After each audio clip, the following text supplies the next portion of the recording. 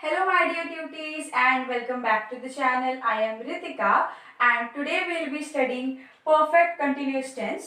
But उससे पहले अगर आप मेरे चैनल पर नए हो और आपने अभी तक सब्सक्राइब नहीं किया है तो जल्दी से जाकर सब्सक्राइब का बटन दबा दीजिए और बेल आइकन भी दबा दीजिए ताकि जब भी मैं एक न्यू वीडियो अपलोड करूं तो आपको भी एक नोटिफिकेशन आ जाए। तो सबसे पहले हम देखेंगे present perfect continuous tense. So present perfect continuous tense में जो हमारा रूल होने वाला है वो है to have plus been plus verb plus ING. यानी कि जो टू हैव है वो हम यूजुअली परफेक्ट में यूज करते हैं और वर्ब प्लस आईएनजी यानी कि प्रेजेंट पार्टिसिपल जो है वो हम कंटिन्यूअस में यूज करते हैं। इसीलिए जो दोनों को मिला के जो सेंटेंस है इसलिए इसका जो रूल है तो ऐसा बनता है कि जिसमें परफेक्ट भी आए और कंटिन्यूअस भी आए।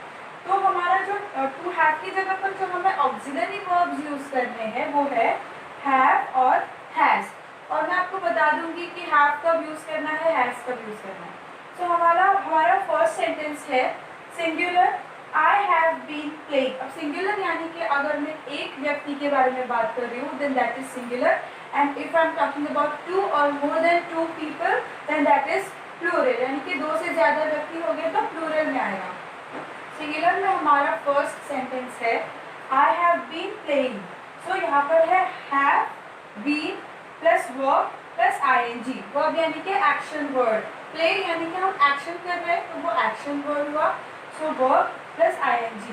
तो ये हो गया हमारा फॉर्मूला जैसा है वैसा आ गया have been plus verb plus ING. So ये हो गया प्रेजेंट परफेक्ट कंटिन्यूअस टेंस। उसके बाद है you have been playing. You have been playing football यानी कि आप फुटबॉल खेल रहे हो। ये हैव बीन से हमें पता चल रहा है कि वो क्रिया बहुत देर से हो रही है and that is also continuously going on because of the word ING. So इससे हमें पता चलता है that this is present perfect continuous tense. So यहाँ आ गया हैव बीन प्लेइंग। उसके बाद है थर्ड पर्सन। अगर मैं किसी तीसरे व्यक्ति की बात कर रही हूँ, मैं किसी लड़के की बात कर रही हूँ या किसी लड़की की बात कर रही हूँ, talking about a girl called Sita, then the sentence will be Sita has been playing football. तो यहाँ पर भी has been playing, has यहाँ पर हमें यूज करना है। तो हमें बस एक ही दिमाग में रखना है that has जो वर्ड है ये वाला has वो सिर्फ थर्ड पर्सन के बारे में जब हम बात करते हैं, एक सिंगल पर्सन के बारे में, कोई लड़का हो कोई लड़की हो तो तभी हमें हैज यूज करना है। अदरवाइज हैव बीन प्लेइंग ही आएगा, have been plus verb plus ING ही आएगा। उसके बाद है प्लूरल साइड में we have been playing, we have been playing cricket. So यहाँ पर भी have been plus verb plus ING, be के साथ हैव ही आएगा। बस अगर थर्ड पर्सन में कोई लड़का हो लड़की हो तो वहां पर हमें हैज लिखना है। उसके बाद है you have been playing, have been playing.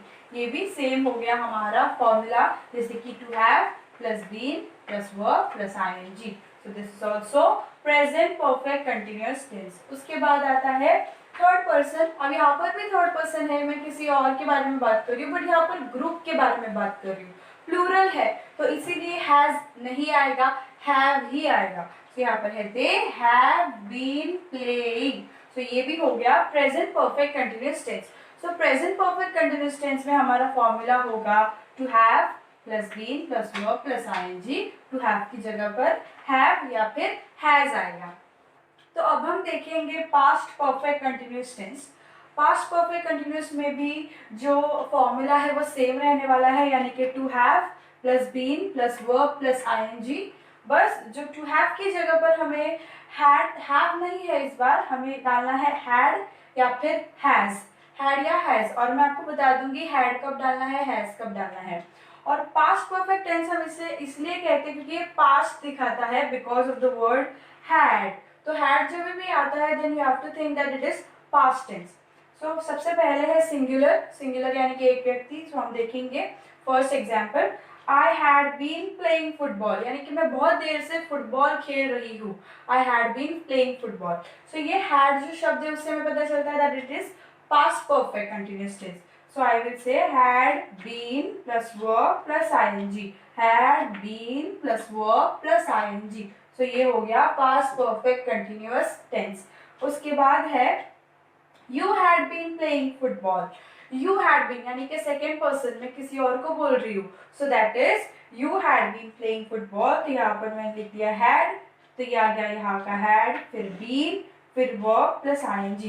ये बहुत इजी है, अगर आपको फॉर्मूला एक बार लर्न हो जाएगा तो आप कोई भी सेंटेंस पहचान सकते हो, या कोई आपको सेंटेंस लिखना है कोई भी टेंस में तो आप लिख सकते हो। बस फॉर्मूला याद रहना चाहिए और जो ऑक्सिलरी वर्ब्स हमें यूज करने हैं वो आपको याद रहने चाहिए।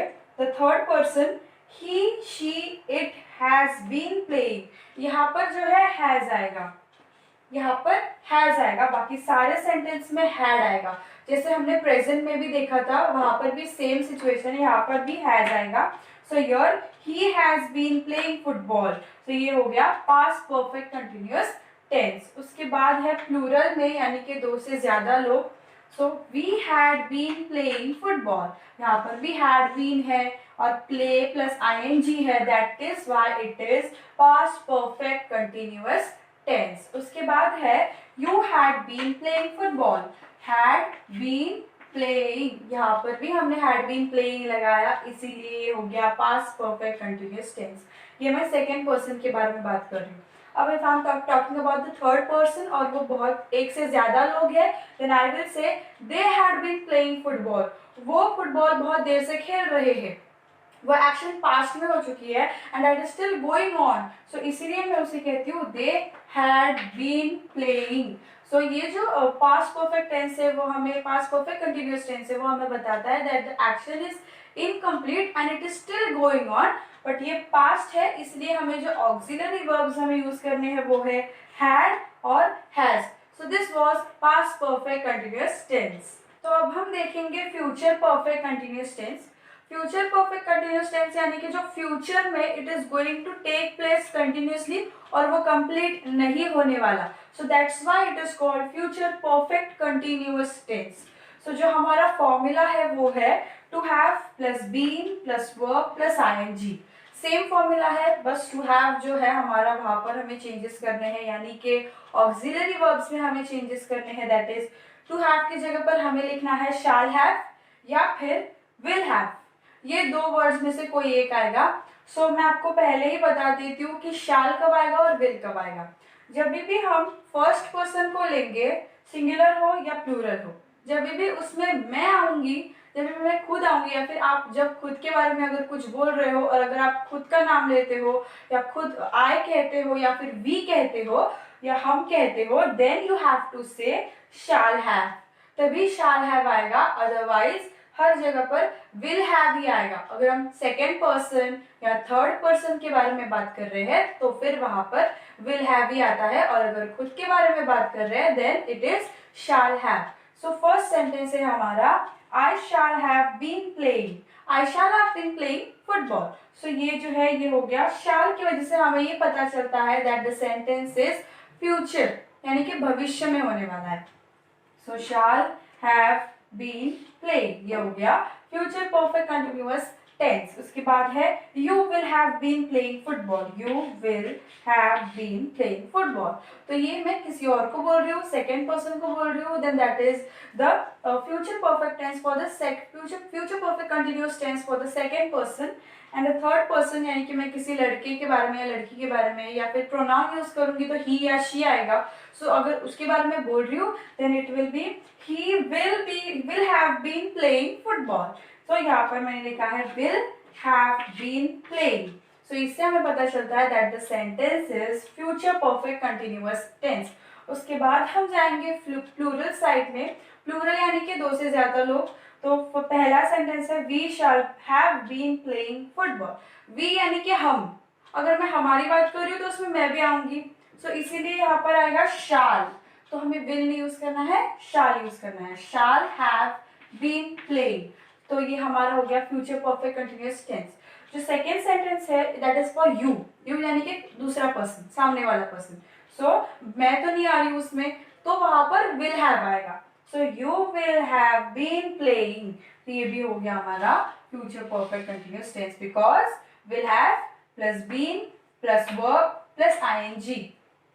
थर्ड है they will have been playing, they यानी कि कुछ एक ग्रुप है जिसके बारे में बात कर रही हूँ, मैं खुद नहीं हूँ उसमें, किसी थर्ड पर्सन या थर्ड ग्रुप के बारे में बात कर रही हूँ, तो मैंने वहां पर लिखा है दे शब्द, they will have been playing. So ये हो गया future perfect continuous tense, because will have plus been plus verb plus ing. So these were the examples of future perfect continuous tense.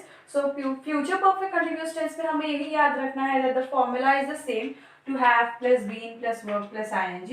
बस to have की जगह पर हमें जो लिखना है shall have या फिर will have. shall have भी तभी आता है जब मैं खुद के बारे में या हमारे बारे में बात कर रही हूँ, अदरवाइज हमें will have भी यूज करना होता है. And that's it for today, my dear tutees. Description box check करना मत भूलना, क्योंकि मैं उसमें परफेक्ट कंटिन्यूअस टेंस के कुछ एग्जांपल्स लिख दूंगी. And I will be soon with a new video. Till then, eat, sleep, study and repeat. And if you like the way I teach, then surely press the like button.